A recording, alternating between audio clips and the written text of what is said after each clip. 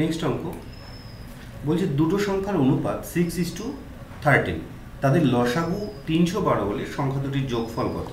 তাহলে দেখো, আমরা সংখ্যা দুটো অনুপাত থেকে আলাদা করতে গেলে জানি আমরা একটা কনস্ট্যান্ট ভ্যালু ওর সাথে দিতে হয়। তাহলে একটা 6x, একটা হলো 13x, ঠিক? তাহলে এদের যদি লসাগু আমরা করি নর্মালি কী হয়, যেটা আনকমন থাকে সেটাকে তো বসাতে হয়, মানে 6ও বসবে, এখানে 13ও বসবে, আর যেটা কমন জিনিস থাকে দুজনের মধ্যে, এখানে এক্স আর এখানেও এক্স, সেটা একবার বসবে।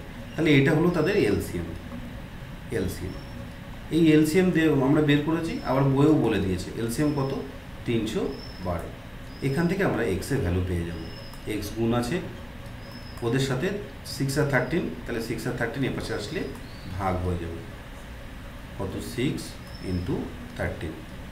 আমি 6 দিয়ে যদি কাটি, 5 × 6 = 30, 12, 6 × 2 = 12, 6 × 2 = 12, 52। তাহলে 13 দিয়ে যদি এখানে 52 কাটি, 4 × 3 = 52, 4। তাহলে এখান থেকে আমি এক্সের ভ্যালু কত পেয়ে যাচ্ছি, 4। তাহলে সংখ্যা দুটো কত, এ দেখো 4 দিয়ে 6x, মানে 6x ছিল, তাহলে কত বেরোবে, 6 × 4, 4 × 24। আর আরেকটা কত ছিল, 13x, তাহলে 13 × 4, 52। এদের যোগফল বের করতে বলেছে কত, তাহলে 6 আর 5, 7, 5 × 7। তাহলে অ্যান্সার আমরা পেয়ে গেলাম 67।